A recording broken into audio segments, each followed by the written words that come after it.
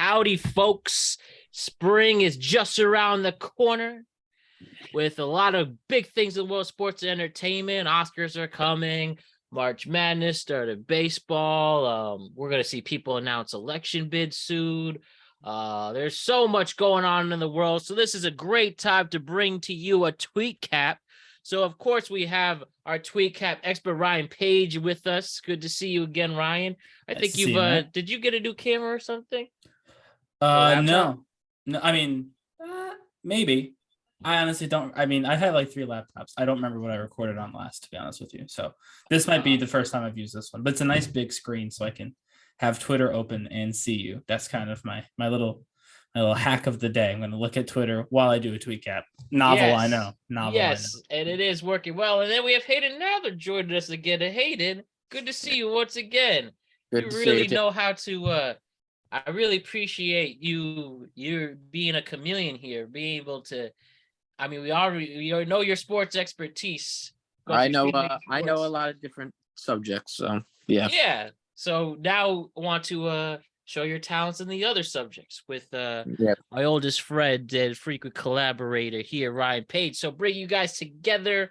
We know how it works. The TweetCap. We talk about the biggest stories trending on Twitter, the biggest stories trending on the internet. You know, let's see if Ryan can get some Elon Musk apologists to comment again or wherever. So hopefully it's going to be a good time.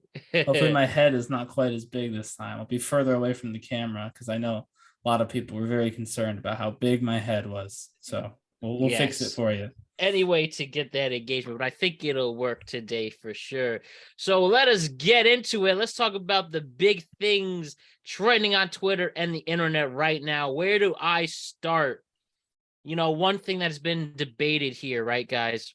And it's been huge all over the place. And of course, we have to get our comment from the Productive Conversations podcast team on this huge brewing rivalry. And what rivalry am I talking about? Obviously, you have to discuss Hailey Bieber versus Selena Gomez right now. Huge. We have to put our 2 cents into it. And what am I talking about exactly? Right here from ET Online says, and treating, Selena Gomez gave her fans an update following the week surrounding the big drama between her and Hailey Bieber. Just in case you guys knew or did not know that Selena Gomez used to date Justin Bieber. Now Hailey Bieber is married to Justin Bieber. Huge. Yes. Justin Bieber just announced canceling his tour. That could be a story in itself, but no, we have to talk about the beef between them. And what exactly beef am I talking about? So allegedly, okay, there was some shading going on. Justin Bieber seemingly shaded his ex, Selena Gomez, at his birthday party amid the drama with Hailey Bieber. I'm reading that right now. And fans got outraged and everything's going on. So basically what's been going on is just the there's just been the beef between them, and I'm trying to get the full story. I was so incredibly impressed by it that I forgot the full context of it. Isn't Kylie Jenner in on this too? Kylie Jenner was in on it too. They supposedly, like, something with her eyebrows. They made fun of her eyebrows, and then also there was a recent clip that Kylie Jenner, that Hailey Bieber did a gag sign at Taylor Swift, which, to be honest with you, I think anyone would do a gag sign. She is so fucking annoying. Excuse my language. She's so annoying, right. Taylor Swift. I cannot take her. And I'm gonna talk about this a little bit. I'm sick and tired of the holier than God. I'm this unbelievable person. I'm this and that by Selena Gomez. Everyone thinks she's like holier than God. Yet she has done nothing to stop these people from destroying Hailey Bieber. I actually think she wants it. Like, I'm sorry. It's just, I'm here for kindness, whatever. I'm like, no, you're fucking not. You're commenting on like every TikTok of her. You're like, oh my God, this means so much to me that people support me and they hate Hailey Bieber. I'm like, you comment on every TikTok. Like, you're not above the drama. Like, cut the fucking shit. You're not. She never has been. She's the source of all the drama, for that matter. Oh, I know about that. I'm just tired of her whole persona. I'm thinking this time was not it's a facade. I'm sure it is, but I'm thinking this time was not her fault. There's a reason why her and Taylor Swift have had 55 guys, because no one wants to goddamn tolerate them. I'll say you feel the same way? I don't, for a couple of reasons. The first is just utility. But Hailey Bieber has no tangible skills that I can discern. And whether I like Taylor Swift's music, you could check out my review of Taylor Swift's new album to get a little bit more insight on that right here on Productive Conversations podcast. Spoiler alert, it's fine, but it's nothing that special. She has tangible skills. Selena Gomez does the singing thing. She's just in that All the Murders in the Building, or Every Murder in the Building. Yeah. Something to that effect. I don't have the exact title. I did watch it though. It was very good. So she's in a very popular TV show now with Steve Martin and Martin Short. And so there's tangible skills involved with both of them. And I would argue that even Kylie Jenner has some tangible skills. I mean, at least she owns some businesses. I don't know what Hailey Bieber does. And by the way, just to confirm, the beef that started back in 2018, that quote unquote Selena had just that quote unquote Hailey Bieber stole Justin Bieber. I don't know what was it, whatever. Hailey stole Justin from Selena. I don't think that's what started. I thought they broke up. I'm just reading what Glamour told me. They got married approximately 3 months after they split, and then she wrote about four different albums about Justin Bieber. "Lose You to Love Me" was one of them. She wrote "Rare" was another one. She wrote all these different songs about heartbreak, and he did too, though, right? I mean, that was a pretty good song. Actually. Like, yeah, he did. "Love too. Yourself." That was about too, actually. Right? Love Yourself, but like it's a little bit different. Like, I don't necessarily, I don't know. It's very hard to really like embrace Selena Gomez because she's like very open about her mental health and whatever, and all of this stuff. And like it's very good, and like I applaud her for that. But at the same time, like I don't really think people realize how tough it was on Justin Bieber, because Justin Bieber was like there was just a recently put up clip that like 40-year-old women would be like grabbing him and like I mean people.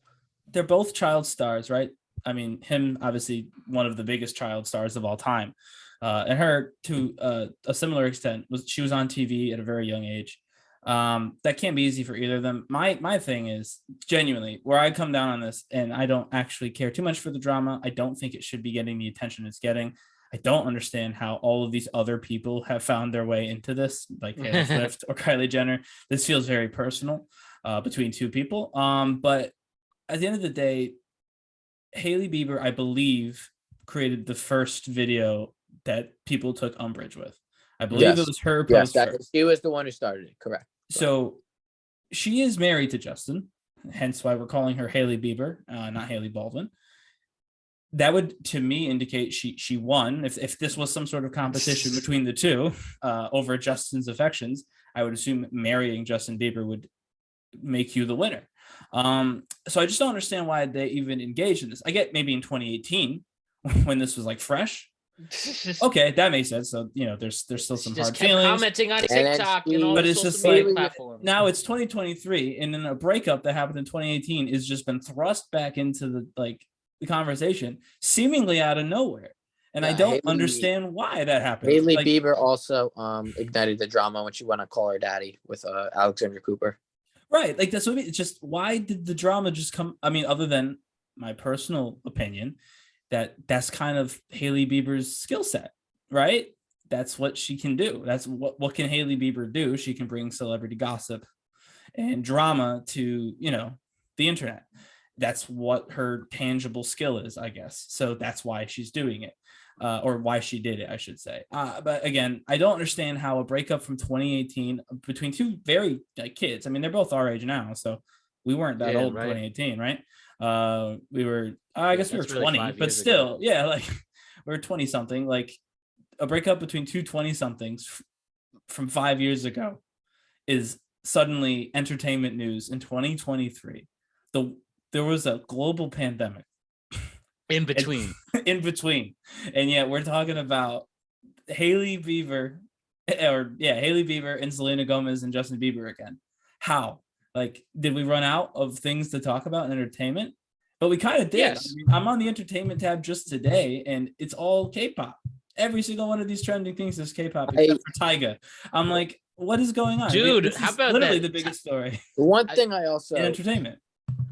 like, I didn't like about what Selena Gomez did. Like, she said her only friend in the industry was Taylor Swift, and like, she doesn't really realize that there was a woman who gave her a kidney when she had lupus. I guess she might be thinking that he's Risa. Maybe she's Also- not in the also, industry. gave her a kidney, and like, you don't mention that, the fact that this woman gave you a kidney, like, that was, I guess Was was she she in high the on my industry, though? friend list if you did? Well, I would agree, but was she in the industry? Maybe that was like her thought. Was Yeah, like, oh, she this was wasn't in the industry. she was one of her first friends in the industry, Francia Raza, 100%. She's Oh, always then been yeah, that absolutely should be that way. And then part she of the goes, Taylor conversation. Swift, I my agree only with friend that. in the industry. I'm like, you grew up with Francia. Like, she gave you a kidney. Like, that's completely disrespectful for someone who did that for you. Like, she didn't have to do that. She saved her life. I'll give you that. Yeah, Like, that's I'll give you completely that. disrespectful, in my opinion. Like, and then she said something about, she posted about it on TikTok. Like, good to know, Taylor Swift's my only friends on the industry, and like, she's right. She has a point. Like, you don't say that. That's terrible. Oh, I agree. No, I didn't. Like I said, I didn't realize that person was in the industry to begin with, because I didn't know that story. But yeah, no, you should probably mention the person who gave you a kidney.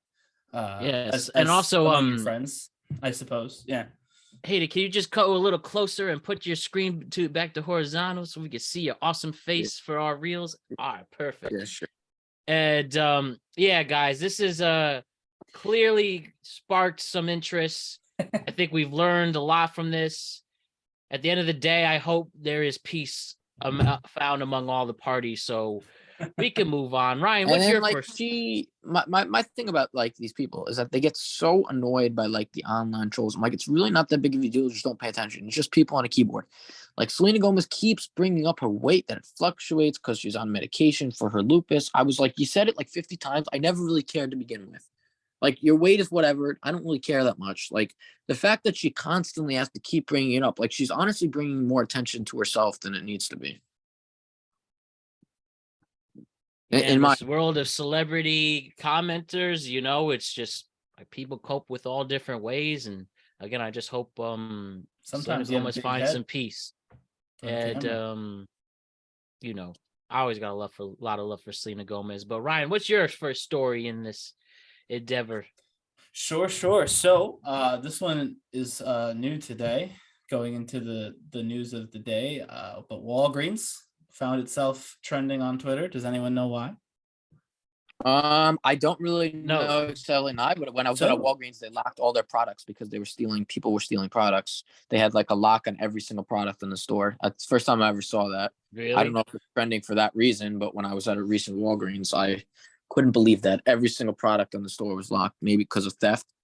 And I think there's a better system, than that, because like, what if you have to buy like 30 items? You have to go to each individual. Each one. Yeah. Can you unlock it? Like, it's, I don't know if that's not why. Depending on your set of beliefs, this could be better or worse than that. But Walgreens announced that they would not be distributing any Plan B pills in 20 states. Some of those states, it's not illegal. And so the governor of California made an announcement that, again, I don't even know if this is legal, but he made the announcement that Walgreens is no longer welcome in California and that they have to pack up and leave. Again, I don't know if this is something he can even do, but this is all just today. So within the last 10 hours, the story broke on CNN about the pills, and then the governor of California responded. And of course, the internet. Obviously, they're a pro-life company. Yeah, no, I mean, it definitely seems that way. Or at the bare minimum, they think that there's enough pro-life folks who shop nationally at Walmart that it would make a difference if they did sell those products. But yep, so the internet responded with the kind of calm clarity they always respond with, where everybody picked a side, either supporting the governor's decision to boycott Walgreens, or being against the governor's decision, saying that it's going to cost a lot of people jobs and he shouldn't do this, et cetera, et cetera. And so that's what I wanted to talk about is how do you're Walgreens? Just don't get involved at all. Just sell what's legal in the state that you're in, and don't sell it if it's illegal in the state that you're in. I don't understand how you can possibly, as a national company, make such a silly mistake. Obviously, it's legal in California, and I mean, several other states. I don't know which states, in fairness. I don't know all 20 of the states that they're going to get rid of these pills in, but I don't even know if there's 20 states where it's illegal yet. So it just doesn't make sense that they would be proactively removing pills from the shelves that don't need to be removed, because it's just A, removing a product they can sell, and B, again, it gives everyone, including, the governor of a very large state. California is like the 4th biggest economy in the world, like by itself, gives them a reason to kind of beat you up on social. And I just don't see what the benefit is. But Matt, what do you think? Well,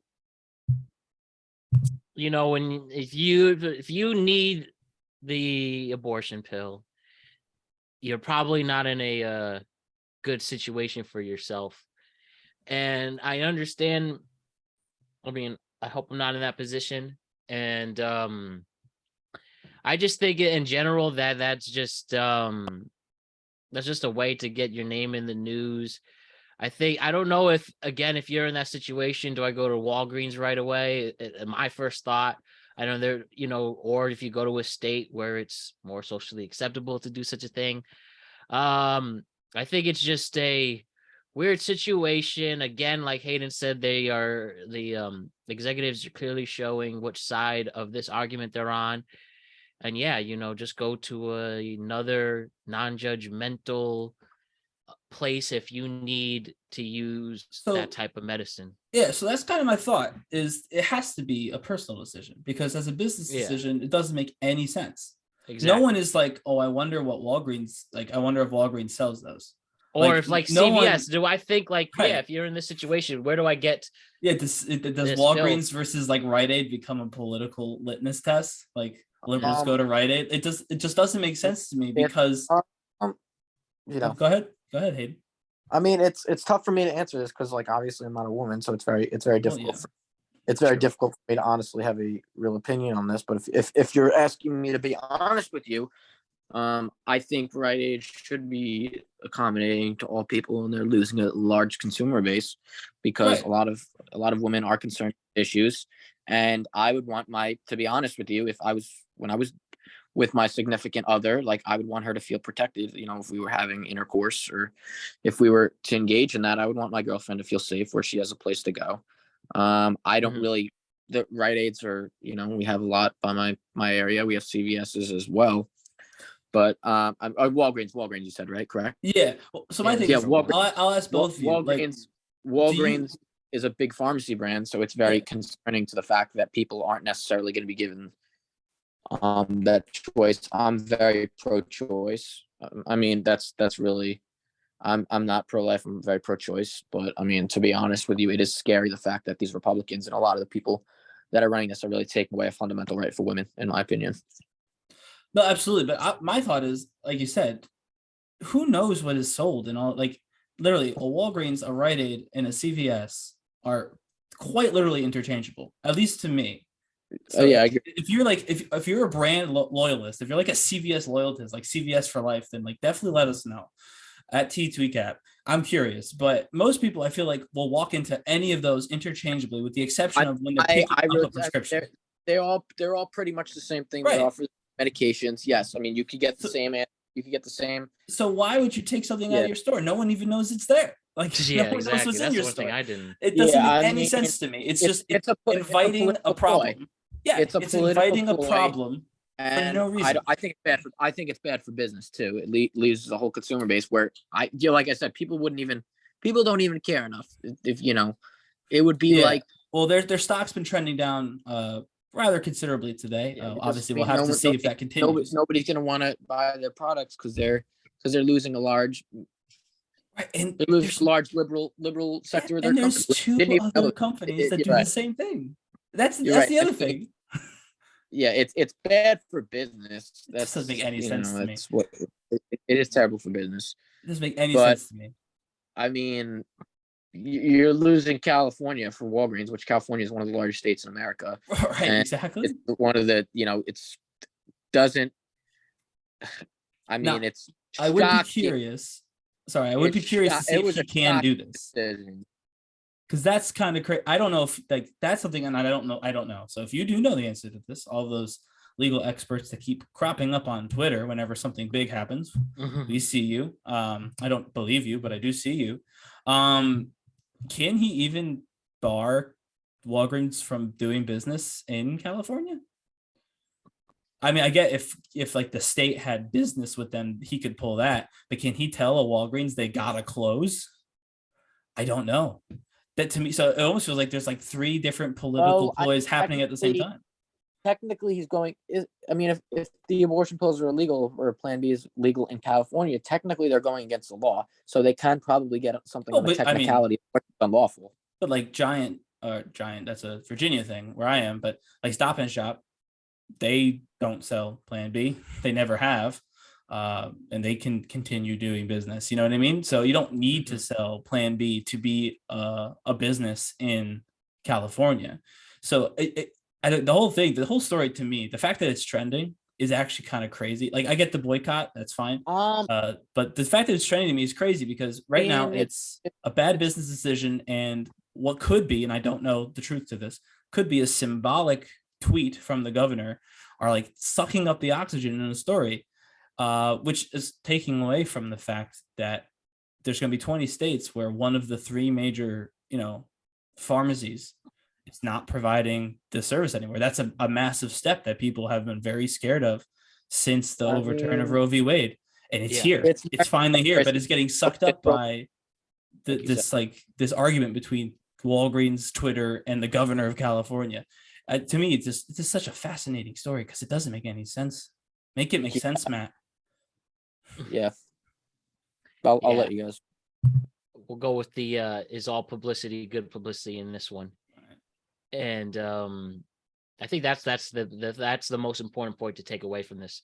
Is this now going to lead to the true long-term effects after overturning Roe v. Wade last year?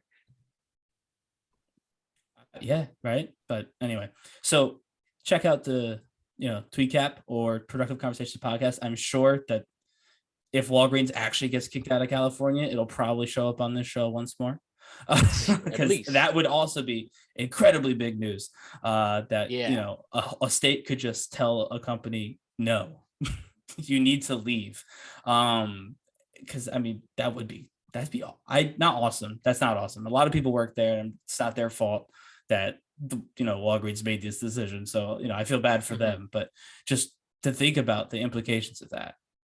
The internet will break, right? If a state can just decide who works there. If California can do it, any state can do it. Any state can do it. Can just say, oh, I don't like this. Can you imagine what won't be allowed in Florida? Everything. He'll kick everything out. It'll just be churches.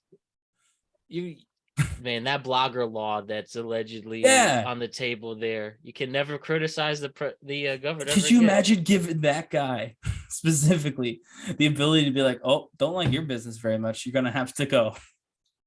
It literally is like it literally is a drama show on one of these streaming networks, but real. It's crazy to me. So I'll be very curious to see where this ends up. I know I'm laughing because it's the only thing I know how to do about this, because it's also very scary. But it's just crazy to me that this is blown up this way. Obviously, stupid decision by Walgreens. But potentially more interesting is, what happens with this California ban or this shadow ban, or what it looks like, how it's done, and what the rest of the country starts to do about it, because it will change the way, unfortunately, a lot of these folks in politics behave. Probably not for the better. We really feel for our females being affected by this. Any other last minute words, Hayden, did you have on this subject? I mean, it's a tough subject for me to really speak about. But I do feel like it's very, in terms of the direction this country is going in, it's very scary that, I mean, I feel like Republicans are really taking away basic human rights from a lot of women, and it's very scary to see that in today's society. Man, I've always liked the Walgreens ice cream selection, but if things have to change, we will make that change. But on to other things. Hayden, I know this subject you'll be very passionate about. I'm very interested in Ryan's take as well. Ja Morant, a legitimate star in the NBA, had quite the last week and quite the weekend. Last week, he is accused of being a part of an assault on a he allegedly gets in trouble for beating up people, him and his crew at a mall. And then we see Ja Morant on Saturday wave a gun in a strip club in the state of Colorado, which has led to him being suspended. Originally, it was for 2 games, but I believe he's been suspended indefinitely at the moment. So he can go find peace and walk away and try to fix his issues right now. But we see a player who, from the start, becomes a legitimate star, who becomes a legitimate role model. I mean, the Memphis Grizzlies were literally a joke for about a decade. He comes along and they give them legitimacy as a franchise. A lot is riding on Ja Morant, and then this happens. Waving a gun, and he is suspended at the moment, and now we have to see where things go. So I'll give it to Hayden first, because you texted me how much you felt about this, and then we'll give it to Ryan. But Ja Morant, tell me your thoughts on him right now, Hayden. I mean, first of all, the guy's an absolute moron. You're the face of the franchise. You're the face of Memphis. People are looking up to you. You're probably in prime to be the next big generational player right after LeBron. And it's infuriating to me. It's absolutely infuriating that this is how he's representing himself. Like, life is all about choices, and like, people, you can have your career gone like this because of the choices you make. And with this guy, it's an absolute joke that he thinks it's okay to do this stuff. I mean, what do you honestly think is going to happen in a strip club? You're there to get sodas with friends. Like, what do you think? You're a professional athlete. What do you think when you're going into a strip club, and then you have a gun? Like, that's even dumber. But I mean, first of all, if I'm being on like a human side, he's got to get help. Like, he's got to get counseling. He needs help. Like, he needs help, like off the court, and he needs like some treatment, but he needs help. The guy needs help, honestly. That's, to be honest with you. But I also think it highlights the fact that we have a superstar in the face of the league in LeBron, that during the social media era and during all this adds to LeBron's greatness, has never gotten in trouble. There's never been a rumor about him, ever. Okay? Because Kobe Bryant supposedly raped someone when he was 18, supposedly, but that was they settled that. But he had a big scandal, Kobe Bryant. Kevin Durant has been linked to adult film stars. Okay? He is probably the cleanest, probably outside of Derek Jeter, not even kidding you, the cleanest athlete probably in the history of sports, considering how great he is. Like, nothing, no scandals about him. Nothing has ever came out. And this is the age of social media, where everyone seems to be getting in trouble for saying something or doing something stupid. It really, really highlights the fact that LeBron James has been the face of the NBA for so long and should continue to be the face of the NBA. And hopefully one day he can own a team. But it's very upsetting that these young generational stars don't really get that they're in the spotlight, and that everything you say or do is going to be highlighted on social media. And I honestly think it adds to LeBron's greatness, the fact that he kept himself clean throughout his whole career and really never had any issues. And that's why, in my opinion, just adds to his legacy. I don't know if you guys feel that. But so just the only contrary there with LeBron's criticisms towards maybe some of his stances on things that some people find a bit annoying or overdone. You know, I'm just speaking in general consensus. If some people, you definitely make great points, LeBron. I guess just some people don't like some of his stances sometimes, and him being selective on certain subjects. Like, he'll call out he'll call out for social justice issues, which are legitimate. But then we have, of course, the whole NBA and China thing that he kind of backed off on. It's really some of the stuff. It's different, but in terms of like, he's had a faithful wife his whole career. He's raised 2 kids that are going to be basketball stars. He's never gotten in trouble with the law.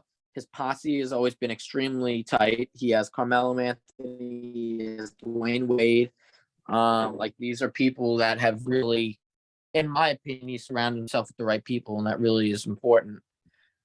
Stephen A. Smith compares Ja Morant to Allen Iverson, that he had problems with his crew earlier in his career, and that he was very loyal to the people around him. But that being said, like, you know, if you're not with the right people, like you have to make a decision. And I mean, I hope Ja Morant can rebound from this, but it's still very, damning the fact that the NBA really doesn't have a face to the game right now besides LeBron James. You could argue maybe Giannis or Luka, and Ja Morant was supposedly going to be that guy in terms of his high flying dunks, and just the fact he's made these decisions is sad, and it's almost in a way tragic, to be honest. It is a little bit. What do you have to say, Ryan, about the Ja Morant's fiasco? Bit of a sidebar here. A little upset. I had a joke for this, and then I just switched over to the sports tab, and my joke was going to be more like Ja Morant for his arrest. And Ja Morant is currently trending. So great minds think alike, but Twitter scooped me on that one. However, I will say that I don't know as much about him. I mean, I have heard he's an exceptional player, and I do know who he is, and he plays for the Grizzlies, and I don't know anyone else who plays for the Grizzlies, right? So that's shows you that he is obviously a talented and exceptional player. Forgive me for my ignorance here. This is the only time something like this has happened, correct? Yeah. Right, like maybe once or twice. He also assaulted someone too. So so this is like are you talking about it with Ja or no Ja specifically? Yeah, I know. I thought you meant. Yeah, I know the NBA occasionally has an issue, as do all major sports leagues. But for this particular, Ja Morant, this is his first time, right? This week was kind of like all of a sudden his life blew up a little bit. Correct. There's no indication prior that he would do this. I think, and again, I don't necessarily know. Maybe there is a better option, and that individual will kind of become this, face of basketball that you're talking about, Hayden. But I'm a big believer in second chances. I think Kobe is an excellent example. Obviously, that is something that followed him a little bit throughout his career, but ultimately, his contribution to the game is what he's most remembered for. I think certainly what I probably first think about Kobe Bryant. And I think that there's every opportunity that this ends the same way. It was a bad week, a really bad week, some would say. That can't be understated. He deleted all of his social, which could be just because of the media blackout. His PR person said, you got to do that. Could also mean he's actually getting help right now. If it is something that, you need help for, if there's he's having an issue. And hopefully if that's the case, then yeah, he's getting help. But I don't know. Someone who's a bigger fan may have a stronger reaction to this if it feels more like a betrayal. And I think that's totally valid. But I think one bad week does not a career make. If he's a star in the making in the NBA, if he's really the future of the NBA, I don't think that this week on its own is going to determine anything other than how his week went. I think that he'll, be punished and he'll take his licks, hopefully, and come back stronger, right? That adversity breeds better men. So this is definitely some adversity, self-inflicted, but still.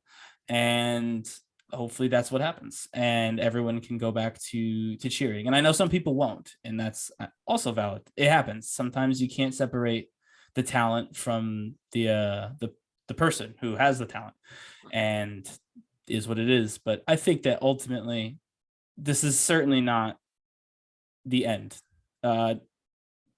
No, I don't believe this is going to necessarily. You do think he can bounce back from this particular? I think that people in the NBA have bounced back from worse. I'll play it that way. I don't want to say whether I think he should or he shouldn't, because that's not my place to say. I think that there are people currently playing and previously playing in the NBA who have bounced back from more. Right. Maybe they had less ways to fall, but they fell nonetheless, and they managed to rebound. And I think that he can most certainly do that if he is genuine.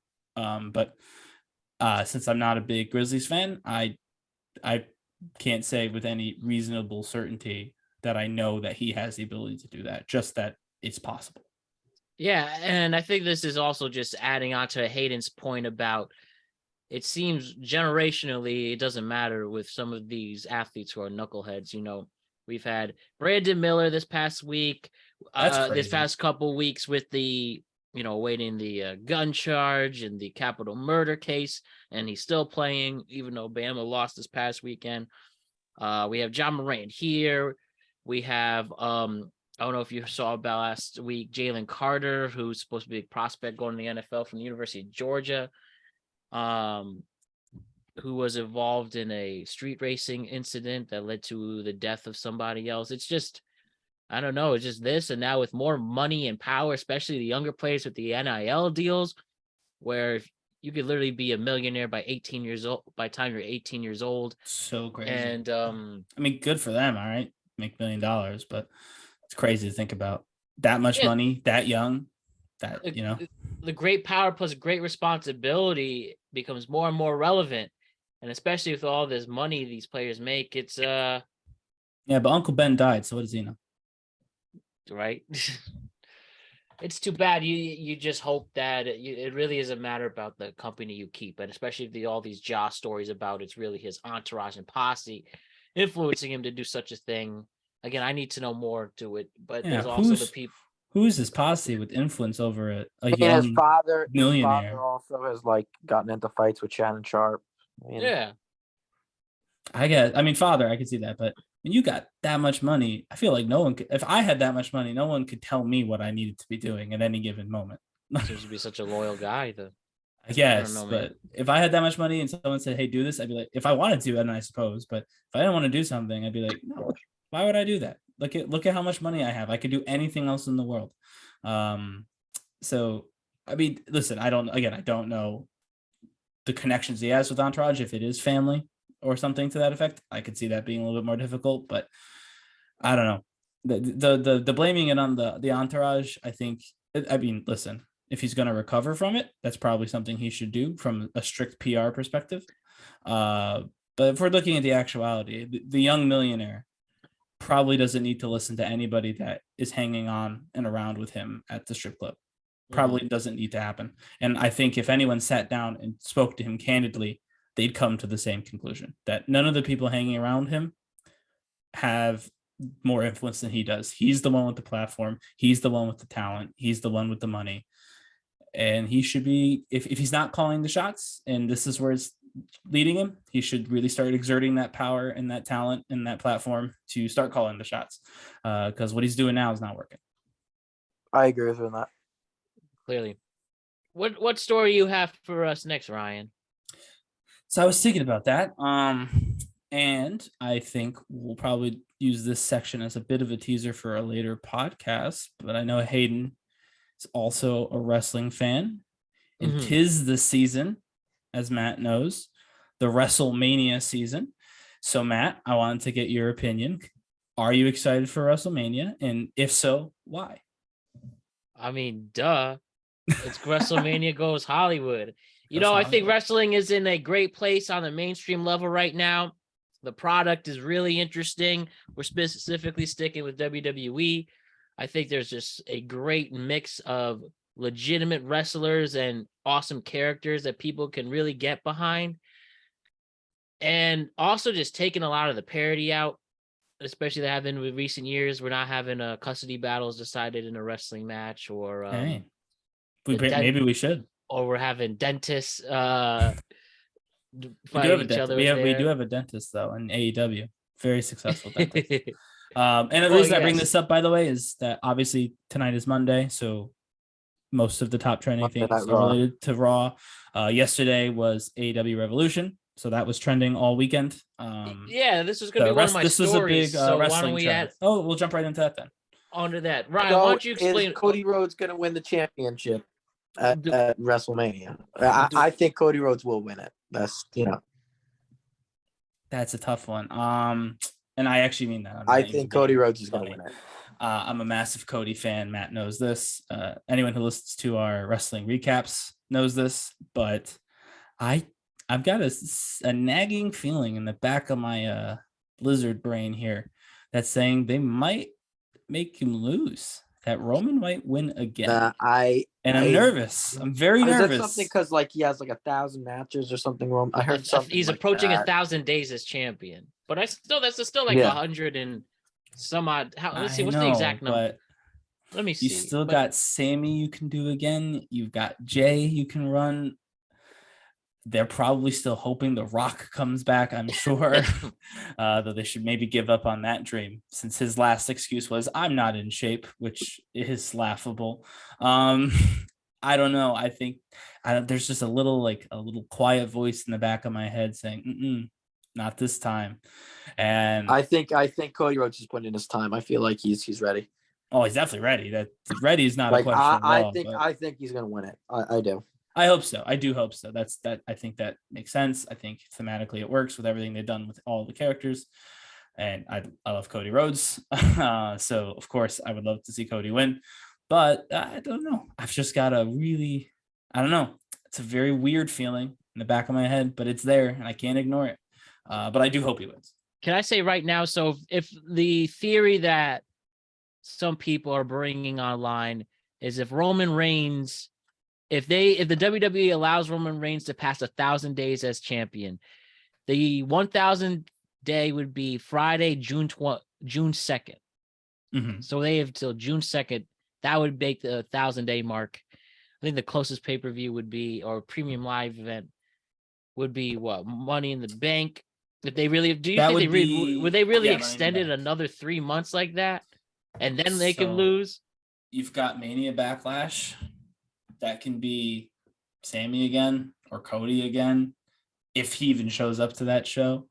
And then they still have Jey Uso, provided he doesn't reunite with the Bloodline, provided he stays on the outside as like a third party to bring down the Bloodline. He was the original guy to fight the Bloodline before it was the Bloodline. Like he started his feud with Roman started where we're at now. And they could absolutely run it back. And they should, frankly. Jay's been incredible. But I don't know. That's the thing. Like there's 3 totally viable challengers. If Kenny Omega shows up or Jay White shows up from free agency, suddenly that's another actual challenger. Who knows who's going to get some wins at Mania? There's some big matches. Some people could get some wins that push them into the ability to challenge for the title. I'm thinking perhaps Bray or Bobby Lashley in particular. I don't know. I think that it's not as crazy as we think it is. 3 months is a long time, but it's not as long as the first 900 days that they did this for. So it's one drop in the bucket compared to how long he's already been at the top. And yeah, right. I don't know. I'm getting nervous. I'm getting very nervous. Oh man. Well, Ryan, adding on to this, can you talk about from the other wrestling company, the other huge mainstream wrestling company? AEW. Yes, they had their event last week as well. They had it yesterday on Sunday. The big Bryan Danielson versus MJF, Long Island Zone. MJF, he's from Plainview. He's our own. But Ryan, tell us what legitimately happened. This was not part of the storyline. A wrestler did a legit dick move to somebody, and it only led to AEW's just top stars giving Tony Khan a headache every single time they go out to do something dumb, and not part of the storylines either. But explain what happened. He threw a drink on a fan recently, MJF. I saw that. Yeah, so MJF grabbed someone's drink. It was not water. It was reported widely that he dumped water on a child. He dumps tequila on a child. In fairness, I don't think he necessarily knew that, but that's neither here nor there. He did dump tequila on the kid. The kid was upset. The mother also very upset. AEW, understandably so. Yeah, I can see it. AEW went out. I know that I think it was Fightful said that there was they gave him a phone finger, like the acclaimed scissor phone finger. Forgive us. Yeah, here's a phone finger. I mean, they had him go backstage. He is the ultimate heel. he is the heel out of the ring. He's a heel in the ring. Like that's his character. Well, yeah. And he's So always in the press conference afterward, it got brought up. But before then, he did a bit of a spoof sort of thing on the All Out press conference CM Punk did, where he started eating these pickles the same way Punk did the muffins, and he kind of quoted CM Punk about how delicious the pickles were. They were asked about this incident specifically. He responded that he thought the kid looked thirsty. Then said Tony Khan then apologized publicly in the press conference to the child, told them that MJF was not acting like a true champion, but the kid was being, a real champ about the whole situation. And they'll see him in Sacramento. He got, I believe, free tickets to the Sacramento show. And then I believe then MJF responded, calling the kid the salt of the earth, and that they're all real worried about him. So, yes, he doesn't break character, which some people, honestly, I would say young guys in particular, which are the majority of AEW's audience, if the ratings are to be believed, they like that. I think he's like the perfect guy for their core audience. Mm-hmm. However, there is a lot of talk of him wanting to move over to WWE. Yeah, I hear that all the time. That won't fly over there. It's like at all. I don't see. I mean, I can't think of a single star they currently have that could get away with that. Maybe Logan Paul, and that's like, Yeah, what if they had a Logan Paul MJF match? Who would win in the biggest? I have a question. Something else. That would be. I have a question about MJF, because I'm hearing reports. I'm hearing different reports. I'm hearing that the divorce of his marriage supposedly may have been staged, like for like ratings or something, or for publicity. He's getting divorced. That's what I divorced. Heard. He broke off his engagement. He broke off his engagement. I'm actually hearing that's like a ploy to like. I'm supposedly hearing that's fake. I don't really know. My friends who are wrestling fans were saying it's supposedly fake, but I got to hear more about that. So he used it in a storyline. It has become a part of this feud with Bryan Danielson. Doesn't mean it's not real. I'll just put it that way. They've used, especially AEW, have used very real stories. Jeff Hardy's DUI, most recent DUI, was a story they used not too long ago. William Regal's very real substance abuse issues have been used multiple times, including in this MJF story. Obviously, the Colt Cabana situation with CM Punk has been used on AEW programming. So just because it was used on TV doesn't mean it is or is not real. I have not seen really anything indicating it isn't real. But it doesn't mean it isn't. If it is staged, then they've done a very good job of keeping them separated on social. Because before, even for as good as MJF is in his character, and he is very good at keeping his character, he did have images of him and his fiance. People knew who she was. You could see her, and I don't see any images like that going forward.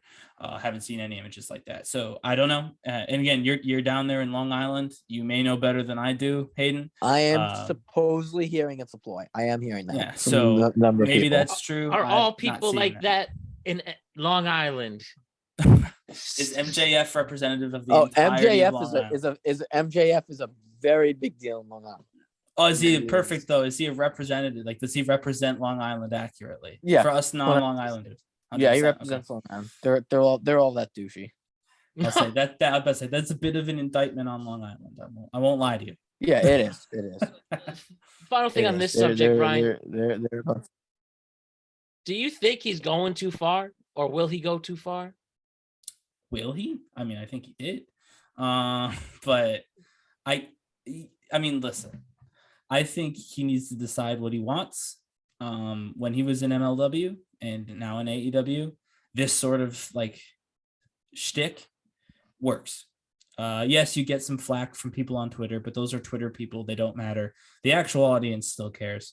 The people who are watching you and are, buying tickets, buying merch, etc.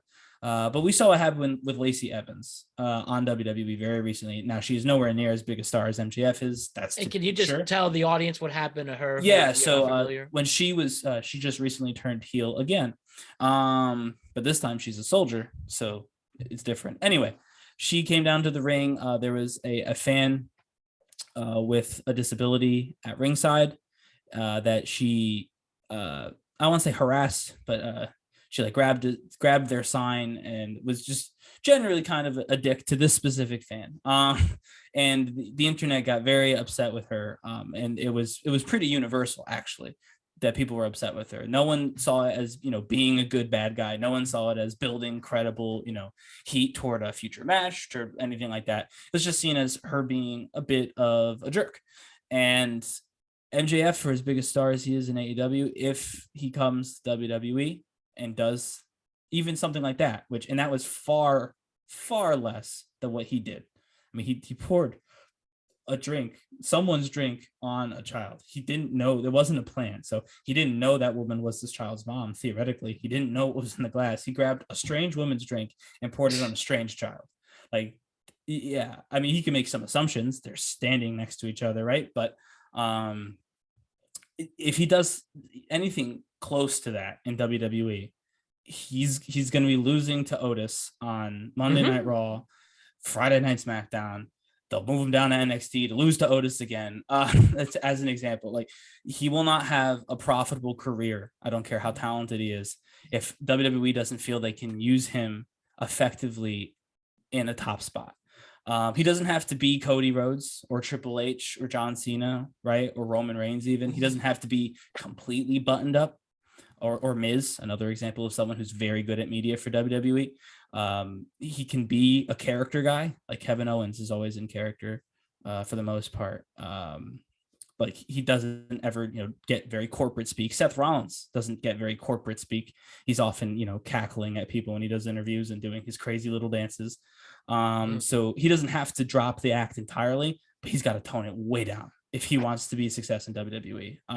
I've watched WWE for a long time. I've covered wrestling for not quite as long, but still enough time that I don't see how last night's MJF will ever see a main event of a WWE pay-per-view. And if he sees one and that's how he behaves, he won't see a second. Yeah, no, I'm with you on that. The WWE to right now is what we've kind of experienced in the shift of our culture of our nation is very politicized. It's very, very PC, much more than it used to be. Like, you can't even curse now. It's PG on it's WWE. PG, yeah, it's extremely PG. And like what AEW wants to do is they're a little bit like you remember ECW with Tommy Dreamer, and where they would just beat the they would back to the older stuff. They would beat the shit out of everyone. They didn't give a fuck. Excuse my language. They didn't give a fuck what they did. And AEW is kind of trying to emulate that. It's a little bit, it's a little more toned down than in ECW, because ECW was, how crazy ECW was. ECW didn't make any money in it. Yeah, but it was very like AEW is kind of trying to emulate that a little bit, like that. We don't give a fuck attitude. Right, and honestly, that's fine for the spot that they're in. And I think MJF could have a very long and successful career at AEW. I know he wants to get into acting, and I think with the right moves, he could do that directly from AEW. I don't think he needs WWE. Yeah, and also, but if he wants that, if it's something he genuinely wants, again, I don't think he needs it, to be honest with you. But if he does want WWE on his resume at any point in time, that will have to come with a character change that a lot of his fans aren't going to like. So he should consider that. Like, I also just read something recently, what AEW does is that it allows for outside opportunities if you want to act or if you want to do other things outside of the company. Well, yeah, they're certainly more free. WWE, you're under very much tight restrictions under their specific mantras and everything. They're loosening those, but yes. Yeah, you can't. WWE is very No, absolutely, and that's what I mean. I don't necessarily know if he should leave. I know a lot of people assume he will. I assume he will as well. But seeing him recently, this most recent run as AEW champion, to me is actually making me think he should stay. He's a very big deal in AEW. They like him. He fits really well with, again, that kind of grittier, smaller style. when he has to go full corporate, he's talented. So if he wants to, I'm sure he can. But I don't know if he wants to. And if he doesn't want to, if he tries to just make the corporate structure of WWE bend to his will, I think he's going to lose. Mm-hmm. All right. So another thing I really wanted to get into, right? And we'll talk about some passion here with two Jet fans. So we all know the Jets need a quarterback, right? They always need a quarterback. All right. Don't even get me started. Where's the Jets in this edition of what are the Jets going to do? We saw a huge front runner that could be the next quarterback for the New York Jets was Derek Carr. He just signed today with the New Orleans Saints in a 4-year deal, guaranteed at least $100 million guaranteed. So Derek Carr is going to the Saints, and that just leaves the Jets a one of two options. They can either go back with what they have now. They can give Zach Wilson another year, give Mike White, re-sign Mike White, and give him another year. They're not giving Zach Wilson another year. That's just not happening. And then the other big thing that they are begging and pleading at this point, they might go to his house and say, please, you are literally our only hope, is for Aaron Rodgers to ask to be traded to the New York Jets. What about Lamar? They could do because Lamar got the non-exclusive tag, so I believe the Jets can match that or something, but they would have to give up 2 firsts to get Lamar. Which to be honest with you, I'm all in on Lamar. If you could get Lamar Jackson, that's who you got to get. I would like Lamar. That's what I really want, ideally. But Tannehill just said. I thought they were going to get Ryan Tannehill, the Jets. That's what I predicted they were going to originally wind up with, but apparently he's staying in Tennessee. Yes, the GM in the combine said he's on a contract with us. So yes, so he's going to stay with Tennessee. So, the best option then would probably be Jimmy Garoppolo. Jimmy G, the guy that people love to hate on, but when healthy, he knows how to get his team into all the guy does is win. It's I don't love the guy, but Jimmy Garoppolo, all Jimmy does is win. So it's and I'm hearing the Raiders are targeting Jimmy G. We're gonna get fucked out of a quarterback, which is, and I'm, oh my god, am I tired of this GM? Oh my god, if you screw up this quarterback again, this, Jeff Finn, please stop defending him. He's been terrible. I can't take it anymore. I really cannot. I can't take this anymore because the quarterback situation has been so awful throughout this guy's tenure. Yes, and I guess the big question to ask is, do you think Aaron Rodgers is the type of person who will wake up and say, you know what? Why don't I stir the pot a little bit? Why don't I go to New York and play for the Jets? That's where I see things going for me. I am going to change the New York Jets franchise. Now, I do think Aaron Rodgers is crazy enough of a person to actually have those thoughts. But again, he has $60 million waiting for him in Green Bay. And then you can make the argument, is Green Bay closer to a title than the Jets? Are the Jets closer to a title than Green Bay? I guess theoretically the Jets are, with a very young and stellar defense. But again, they're the Jets. And literally, no matter how hard you pray, no matter how many ritual dances you do, no matter what you do to try to bring some luck to this one franchise, it just doesn't work. And this literally could be the guy who turns this team and franchise from zeros to possible heroes. And you're waiting to get in the playoffs for the first time since 2010. It's been 13 years. It has, hasn't it? And again, is Aaron Rodgers crazy enough of a person to want to go there? I was gonna say no until you did that. I don't think he is either. But until you did that intro, I was like, oh, why would he go to the Jets? And I know you're like, which team is closer? I don't know if it. Honestly, I don't know if the Jets are so much closer that it makes sense for Aaron Rodgers to leave. But then you described it the way you described it. Is he crazy enough to stir the pot? And actually, the answer is yes. If there's any one quarterback I can think of who'd just be like, oh, no, I'm a Jet now, it would be Aaron Rodgers. He's the only one I can think of, actually, who'd just be like, yeah, no, actually, I'm going to be a New York Jet this season. Just because. Exactly. He's got a wacky, character, and I think New York likes a good character. So I was going to say no, and I still think that ultimately will be no. But to answer your very specific question, is he crazy enough to just be a Jet? Yes. Yes, I do think he is crazy enough to just say, oh, yeah, I'd like to be a Jet next season. And not even fully understand why. Just, decide that that's what he wants to do. Yeah, I agree, by the way, Hayden. And I'm probably not as up on all of it as you are. I'm just going to throw that out there. But my entire fandom, I feel like we've been searching for a quarterback.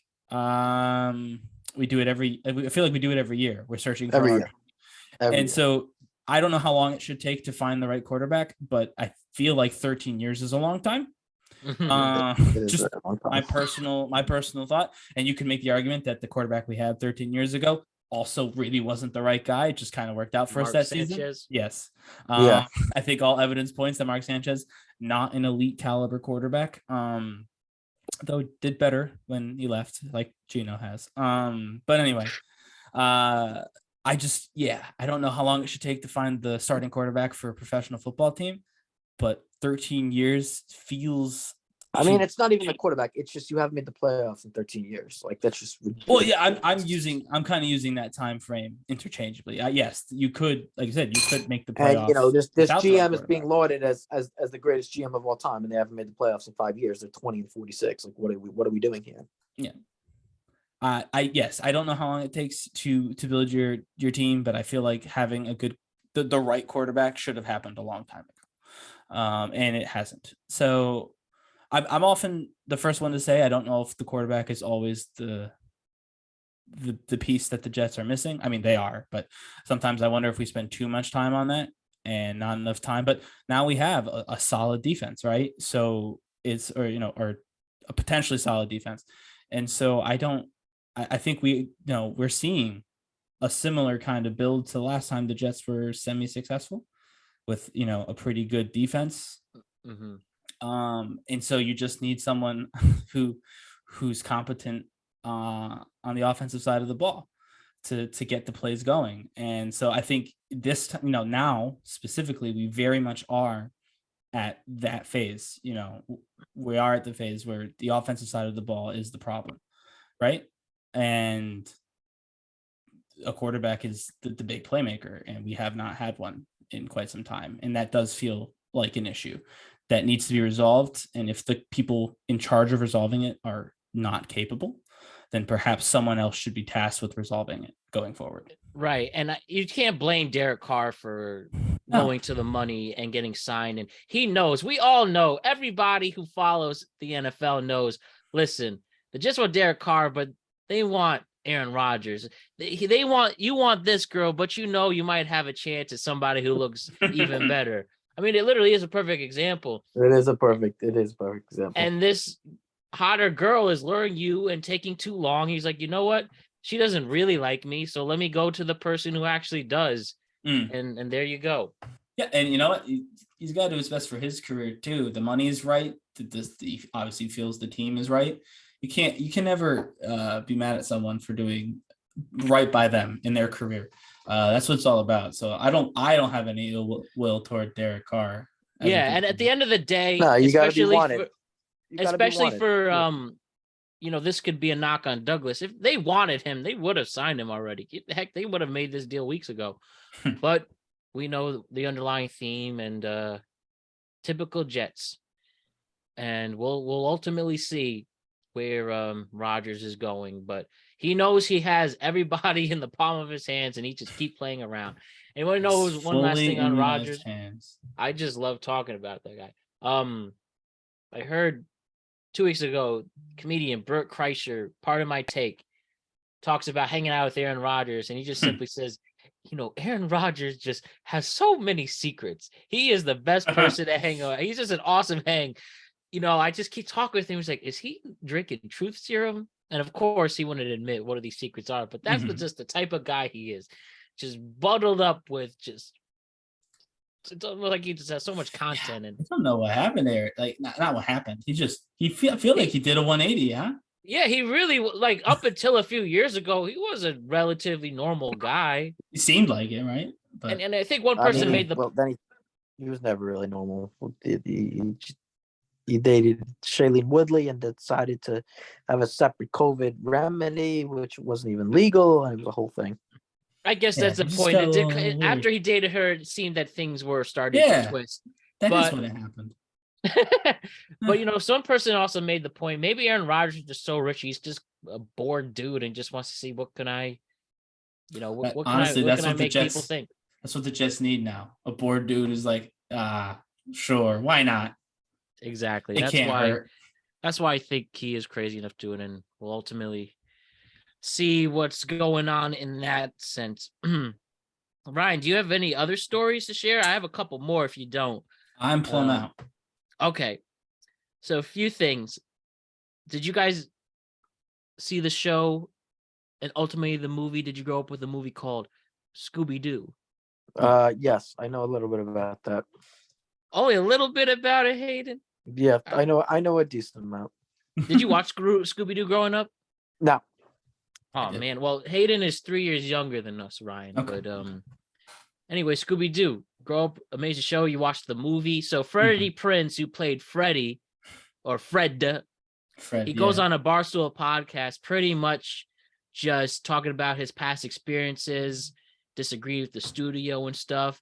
And he talked about the original vision of what the original live action Scooby-Doo feature, where they go on that island in Australia and stuff. Yeah. Bro, when I was a kid and I went to the movies, maybe we even went to the movies and saw it, Ryan. We may have seen that together, yeah. But I realized, I still watch the movie and like it, but it's a bad movie. But, as a kid, you don't know. But anyways, I bring it up because allegedly he talked about how it was a much dirtier movie, how it was like they were pushing the boundaries, like Daphne and Velma getting it on in the movie, legitimate pot references. I mean, they always would twist it around. I mean, Shaggy's always been a stoner. That's the character. Yeah. So. But when you watch it as a kid, you just think he's funny. And then he's just hungry. There's a hilarious line. He's like, "Oh man, let's get toasted," and it's literally them eating toast. Like, yeah. But anyways, they switch it up and they do make it more kid friendly. But can you imagine an alternate world watching it? You go to the movies and you just see these adult themed cartoons, and I guess you look back and there's all these Easter eggs of our childhood shows with adult references. SpongeBob, Bikini Bottom, there you go, is another, for example. But do you guys think it's better to have these shows with the adult references now, or just go as innocent as you can be? No, just go as innocent as you could be. Like, that's supposed to be an innocent show. Like, let's not make it into something it's not. Like, I think it's a little. It gets tough though, because it depends who you're making the movie for, right? If you're making the movie for kids, 100%. But if you're making the movie for like me and Matt, if like we grew up watching a Scooby-Doo, right, and now they're making a new one, but they're not really interested in showing it, like just showing it to children. They want to get the kids who watched the original Scooby-Doo to watch. And then maybe you throw in a little bit more, but it shouldn't be raunchy. I mean, if that's true, like, I don't see like the new Velma show. I don't know if you saw it. I haven't seen it, so don't watch it. It's one of the worst shows I've ever seen. I don't know if it's good or if it's bad. I don't know if it's raunchy. But it's all of that. And it's god awful. Oh, it's good to know. I did hear that they had Don Knotts, like the character Don Knotts, return. Yeah. But he doesn't sound like Don Knotts, which is kind of weird. Because Don Knotts is a real person who had a certain voice. He was a guest star and he was not an original character. But whatever. I'll say this, that within reason, if you're trying to make something that crosses generations, if you want young parents to enjoy it with their new kids, then yes, within reason, you can add something a little bit cheeky, right? A little cheeky. Like when they do Toy Story 5. Which, by the way, is a real thing. Hopefully they don't make that too cheeky. No, but like, where do you take the story from there? Toy Story 5. Like, literally, there's nothing else you could add to your arc. Yeah. Lotso's gonna do the infinity snap. He's coming back. Probably. I don't know. So, did you guys see Jake Gyllenhaal join Yes, the I did UFC see this past Jake weekend? Gyllenhaal fighting UFC. Yes, I did. Guys, so yes, he is filming the Roadhouse remake. And have you guys seen the original Roadhouse with Patrick Swayze? I haven't seen enough of it, but I saw a little bit. Which is awesome. Even there was no UFC. I mean, I guess there was fighting, but no UFC aspect to it. So, I'm curious to see how they put UFC into this. To be honest with you, because it's not. Yeah, there's fighting. There's fights happen in the Roadhouse movie, but I can't think of how it becomes a UFC match. Yeah, well, so that's why we'll see where it goes. But ultimately, yes, Jake Gyllenhaal shot a weigh-in at the recent UFC event that took place this past weekend. He shot a weigh-in, and he shot an actual match. And at 44 years old, he's as ripped as an Adonis. So clearly him and combat sports go hand in hand. If you've seen him in Southpaw, he was insanely ripped. And then now we have Jake Gyllenhaal shooting this.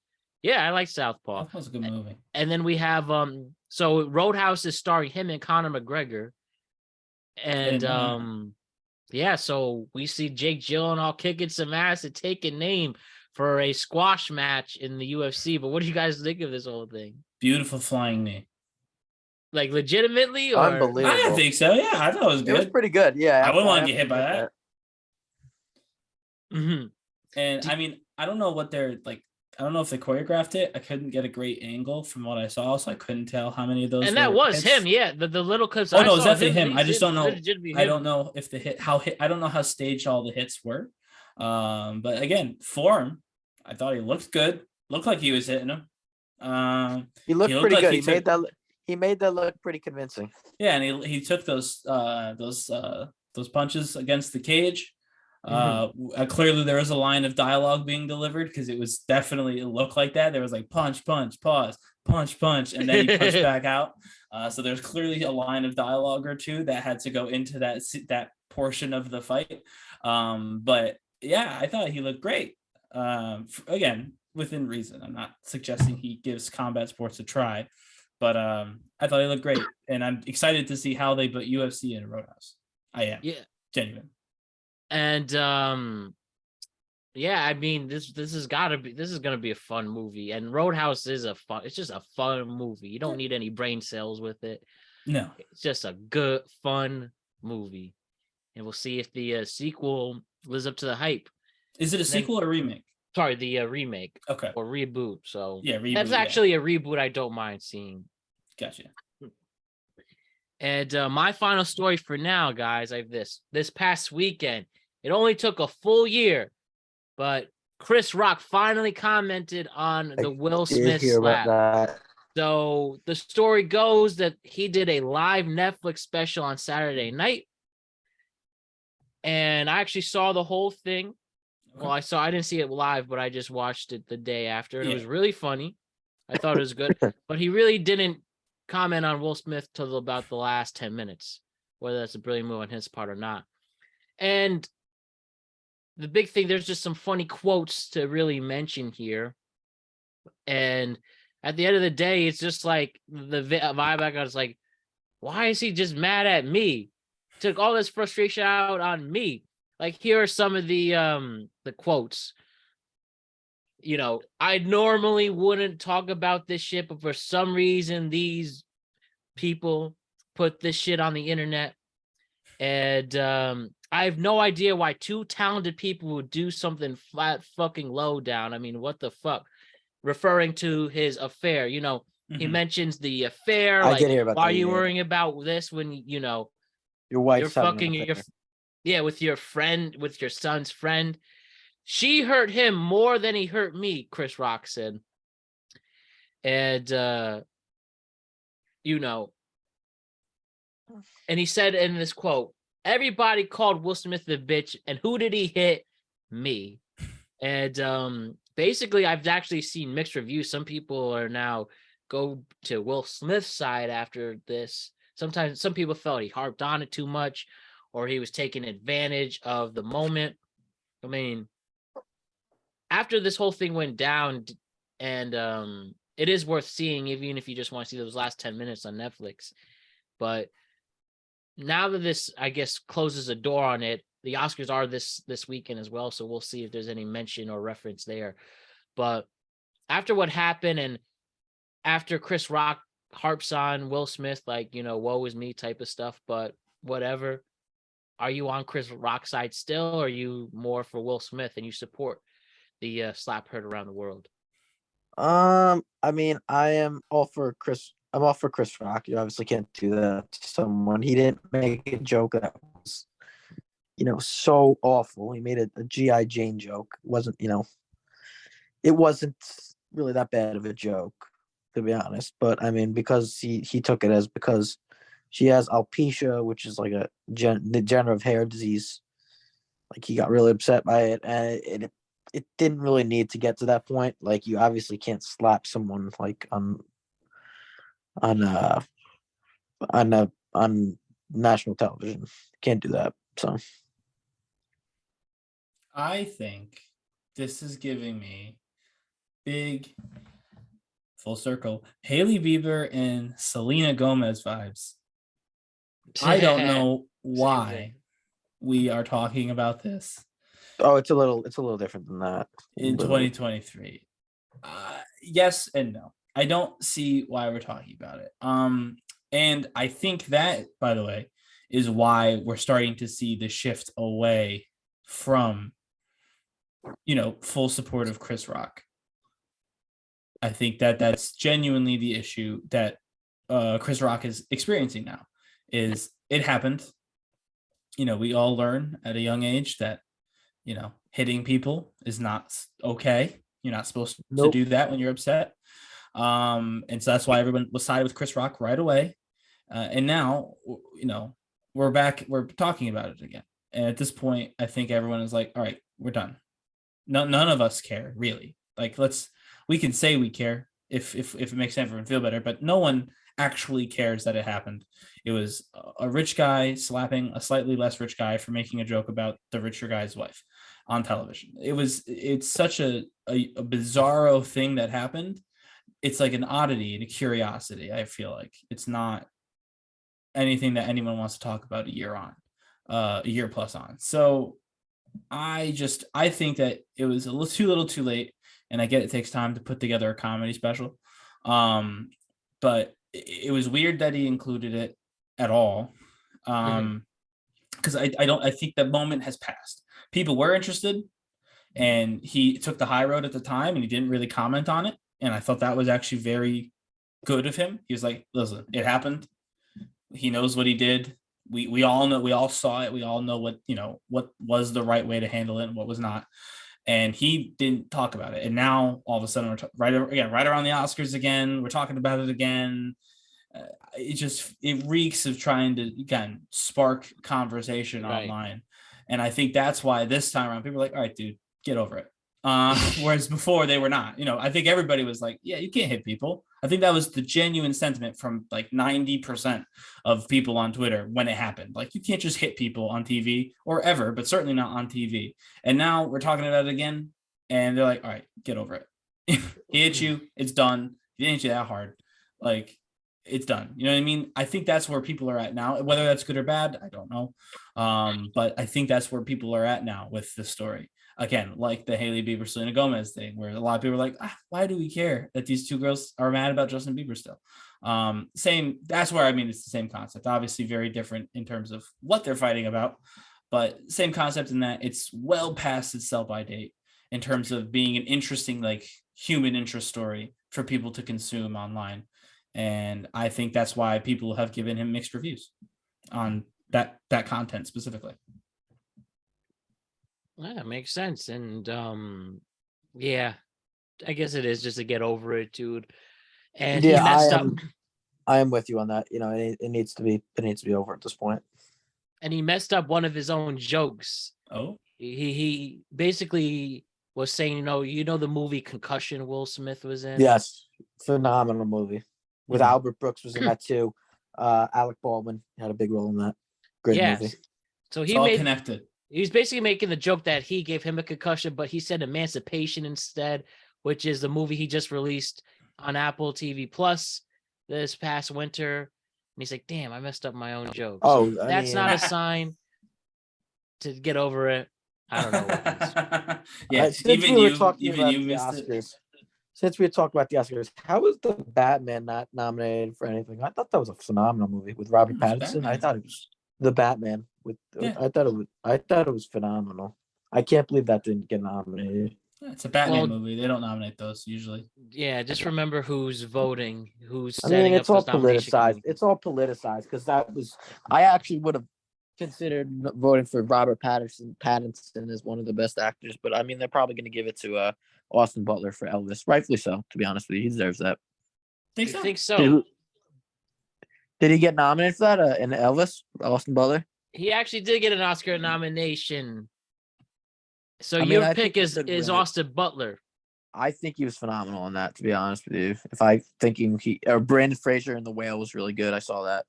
Yeah, I think Brandon Fraser's getting that. And I think I think Brandon Fraser will probably win it for The Whale, because he had to put on a fat suit, and it was that was a tough movie to watch. I just sat through that. It was a hard movie to watch. And if there's any inkling that usually, so basically, you know how they have, it's award season for movies, even though I think this award season's a little weaker. It was better than last year's. It's better than last year's King Richard. King Richard winning it last year was one of the most. King Richard, you're talking about with him winning that Oscar. Yeah, that was it. I mean, it was a good movie, but it wasn't worthy of an Oscar in my opinion. I thought that was a really weak Oscars. This year, you have a couple of good ones with Brandon Fraser and The Whale. King Richard, the big one was Will Smith winning there. The movie Coda won Best Picture. He was good. He was good, Will Smith, but to me, it wasn't unbelievable. I thought he was better. I thought he was better in Concussion, honestly, if you're asking me to be honest. Yeah, well, anyways, I was saying, so they have the award shows, and then they have each individual award shows, best the Screen Actors Guild, and then you got you got Best Supporting Actor too. And yeah, first of all, Everything Everywhere All at Once is gonna sweep it. I really think they're gonna win every single award. And if you haven't seen it yet, do yourself a favor. That's one of my favorite movies of all time. What film? Ooh, high praise. Which film? It really is Everything Everywhere All at Once. It really made me think about life and I looked at life a little differently. Which movie? Everything Everywhere All at Once. I think they're nominated for 14 Oscars, and I really think they're going to win 13 of them because they have a couple of the actors, or there's a couple actors nominated in the same category. You can't give both. Right, yeah. But it's that profound of a movie. I think it really makes you think about your life a lot differently, and I think every single filmmaking aspect is highlighted strongly, from the acting, directing, the score, the visual effects. I mean, it's original too, which is kind of cool. Did you see it yet, Ryan? I've seen it. I've not actually watched all of it. I started it, and it was during work, so I wasn't. I haven't seen it. Also, I'll take a look at it. It is worth renting the movie, the few $4. But and it's on Showtime. Cool. Yeah, what I saw, again, very cool. I saw it on Showtime because I have Showtime. What I saw was very cool, and again, I like that it's an original story. That is cool, because a lot of times, a lot of movies are. I mean, even again, a movie like Elvis, original, but only as original as Elvis can be. That movie. Tom Hanks had a phenomenal role in that movie too, with Elvis. Really think so? I've heard a lot of people didn't like him. They felt I thought he had a great role. I thought he did fine. But I thought he like the accent. I thought he sounded like Colonel Parker. I think it would have been easier for you to take Colonel Parker seriously if it wasn't some bad makeup from Tom Hanks there. Could be. I mean, he does sound like that. Colonel Parker does sound like an idiot, and so only so much he can do to not look like a goofball. He's an inherently goofy character, but yeah. And then I think just Everything Everywhere All at Once is just worth every penny it gets, and I mean, I've never seen a movie combine genres so well and so seamlessly. It's a kung fu, sci-fi, drama, comedy, all in one.